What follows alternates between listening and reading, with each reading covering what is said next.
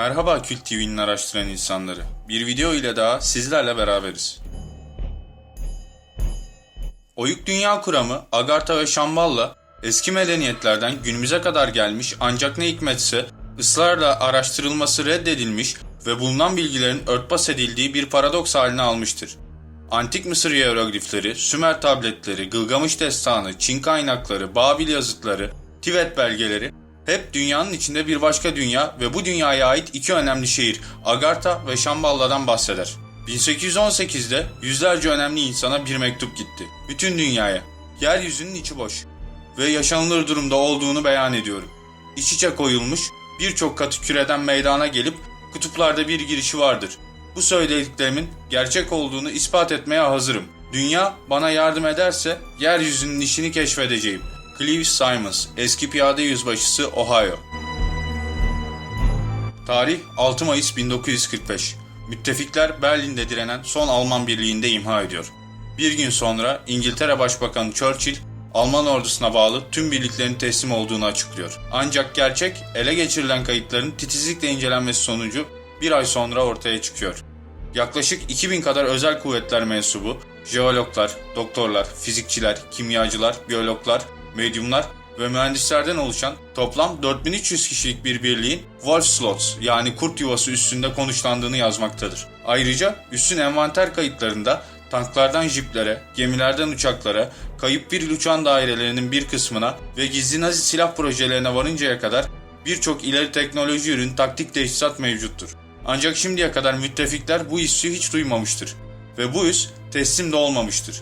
1938 yılında Himmler'in gurusu Avusturyalı albay Herbert Willgut önderliğindeki bir ekip Etiyopya'dan Tibet'e kadar uzanan bir araştırma gezisine çıkar. Naziler daha önce de Arya ırkın kökenlerini aramak için birkaç kez Tibet'e gitmişlerdir. Albay gezi dönüşünde Oyuk Dünya, Agartha ve Shambhala hakkındaki Tibetli rahiplerden aldığı tüm bilgileri Himmler'e aktarır. Bilgilere göre Oyuk Dünya'nın girişlerinden bir tanesi kutuplardadır. Himmler, Adolf Hitler'den acil şekilde toplantı talep eder. Hava Kuvvetleri Komutanı Hermann Göring'in de katıldığı bu toplantı adeta bir sunum anlatımına dönüşür. Hitler, Oyuk Dünya'nın girişini bulması için Hermann Göring'i yetkilendirir. 1939 yılında Naziler 3 denizaltı ve 5 gemiden oluşan bir keşif birliğini kutuplara gönderir. Birlik, bölgenin detaylı haritasını çıkartır. Oyuk Dünya'nın giriş noktasını tespit eder. Ve en önemlisi Kuzey Kutbu'ndan Güney Kutbu'na dünyanın içinden geçen bir su yolu keşfederler. Tarihler 1940'ı gösterdiğinde Adolf Hitler, Oyuk Dünya'nın girişinde bir üs kurulmasını bildiren emri imzalar. General Göring bu iş için 3. Reich'ın en ünlü denizaltı komutanlarından birisi olan Heinrich Brodda'yı görevlendirir. 209 bordro numaralı U-boat tipi denizaltısı ile yola çıkıp uygun yeri tespit etmesinin ardından gemilerle bölgeye malzemeler sevk edilerek Wolfslots kurulur. Oyuk Dünya'da kurulan bu üs, dünyalılara ait ilk yerleşimdir. www.ubotonline.de sitesinden inceleme yaptığınızda bahse konu denizaltının Alman kaynaklarında halen kayıp olarak kayıtlı olduğunu görebilirsiniz. Açıklama kısmında ise bilinmeyen bir sebeple kaybolmuştur yazmaktadır. Sayfanın linkini videonun açıklamalar kısmında bulabilirsiniz. Savaşın Almanya'nın aleyhine dönmeye başlaması ile üssün nüfusu artmış ve birçok gizli silah projesi Wolfslots'a sevk edilmiştir. 1960 yılında National Geographic Society konuya ilgi göstermiş, bu bağlamda Tirol harita uzmanı ve sanatçı Henrik Beran'a bölgenin kapsamlı bir haritasını çıkarttırmıştır. Bu haritada Oyuk Dünya'nın girişi açıkça görülmektedir. Ancak buraya yapacağı keşif gezisini 6 ay boyunca her yerde duyurmasına rağmen bilinmeyen bir sebep ile bir anda gezi iptal edilip bir daha açılmamak üzere dosya kapatılmış, çizilen tüm haritalarda piyasadan toplatılmıştır.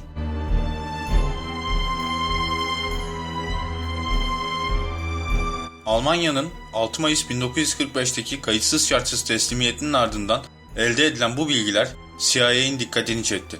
Ayrıca Churchill'in de Nazilerin bu üste ileri teknoloji ürün silahlar yapıp tekrar saldırması paranoyası ile İngilizler tüm sömürgelerinde adeta Oyuk Dünya ağı başlatmış, binlerce Alman askeri sorgulanmış ve buldukları tüm bilgileri CIA'ya iletmişlerdi. CIA'nin verdiği rapor doğrultusunda doğrudan dönemin Amerikan Başkanı Harry Truman'ın emriyle Amerikan Deniz Kuvvetleri çok gizli ibaresiyle 26 Ağustos 1946'da Operasyon High Jump'ı başlattı. Operasyon gücü 13 gemi, 33 uçak ve 4700 personelden oluşuyordu. Operasyonun gerçek amacı Oyuk Dünya'ya girmek ve Nazi üssünü bulmak olsa da bölgede bir Amerikan araştırma üssü kurmak ve elektromanyetik, jeolojik, coğrafi, hidrografik ve meteorolojik araştırmalar yapmak olduğu lanse ediliyordu. Filo ilk olarak Markiz Adalarına ulaşarak 12 Aralık 1946'da Henderson Hava İzleme İstasyonu'nu kurarak yoluna devam etti. Peter Adası'na vardı. Burada 10 gün süreyle keşif uçuşları yapıldı. Filo son olarak rotasını Oyuk Dünya'nın girişinin bulunduğu söylenen Balina Körfezi'ne çevirdi. Burada daha sonraki yıllarda askerlerin verdiği ifadelerle su altından çıkan disk şeklindeki araçların saldırısına uğrayarak ağır zayiat verdiler. Toplamda 18 personel, 3 gemi, 8 uçak kaybeden Filo geri çekildi. Basına ise çığ düşmesi, kazan patlaması gibi hadiseler sonucu kayıpların meydana geldiğini anlatan bir bildiri verildi. 2004 yılında bir kere daha enkaz arama girişiminde bulunulduysa da bir sonuca ulaşılamadı.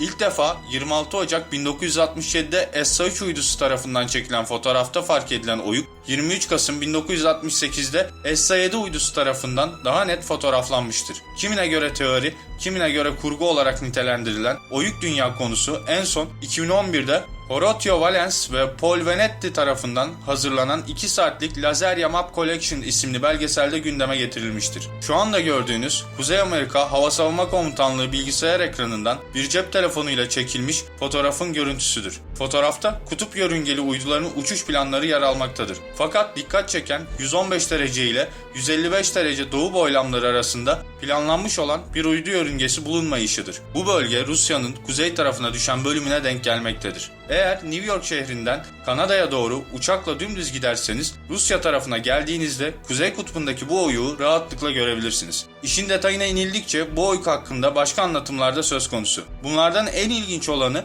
bu oyuğun dünya gezegeninde mevcut olan bir iç boşluğa açıldığı ve dünyanın içerisinde yer alan bu boşlukta da bir yaşamın söz konusu olduğu varsayılmakta. Şu anda gördüğünüz fotoğraf 11 Eylül 2005'teki NASA fotoğraf uydusundan alınma. Bunlar dünyanın kuzey kutbundaki aurasını göstermekte. Fotoğrafların çekildiği zaman için güneşin olmadığı bir zaman diliminde ve güneş yansımasının mümkün olamayacağı bir açı söz konusu. Buradan yapılan çıkarım ile dünyanın merkezinde ayrı bir ışık kaynağı olduğu varsayımı gelişiyor. Çeşitli kayıtlara göre merkezi kuzey kutbunda yer alan 161 kilometre genişliğindeki bu büyük kanyonun içerisine dökülen ırmaklar oyuk dünyanın içine doğru akmaktadır.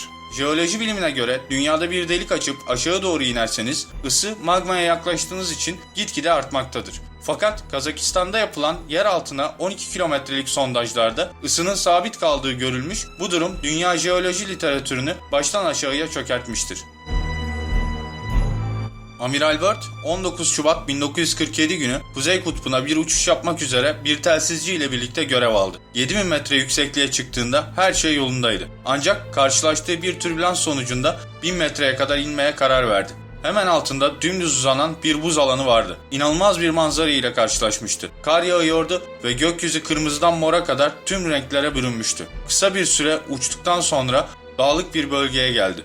Yarım saat kadar sıra dağlar üzerinde uçtu. 8900 metreye kadar çıkmıştı. Fakat bu dağları tanımlayamıyordu. Haritada yer almamışlardı. Sonra birden dağların arasında ve tam ortada akan nehri gördü. Buz ve kar olması gereken yerde yeşil ormanlar göze çarpıyordu. Amiral Byrd 4000 metreye kadar indiğinde altında tamamen yeşil bir alan vardı. Işık farklıydı ve güneşi göremiyordu. Biraz daha aşağıda ise garip hayvanlar gördü. İlk anda fil sandığı hayvanlara dikkat ettiğinde bunların inanılmaz bir şekilde mamut olduklarını fark etti. Gördüklerini üstle paylaşmak istediğinde ise çaresiz kaldı. Çünkü artık telsiz bağlantısı kuramıyordu. Dışarıdaki sıcaklık 23 dereceydi. Amiral daha ileride yer alan kent benzeri bir yere yaklaşıyordu. Uçak hafifledi. Tüy gibi dalgalanarak uçuyordu. Uçak adeta bilinmeyen bir güç tarafından kontrol altına alınmıştı. Bu ağır uçuş sırasında amiral karşıdan kendisine doğru yaklaşmakta olan bir başka uçan cismi gördü. Bu disk biçimindeki parlak bir nesneydi ve uçan cismin üzerinde bir gamalı haç işareti vardı. Telsizden kendisine hitap eden bir ses duydu. İsveç ya da Alman aksanıyla konuşan biri İngilizce olarak şöyle diyordu: "Bölgemize hoş geldiniz amiral. Sizi 7 dakika içinde indireceğiz. Güvenli ellerdesiniz. Rahat olun." Uçağın motorları durdu ve sanki garip bir gücün etkisi altındaymış gibi uçak kendi çevresinde dönüyordu.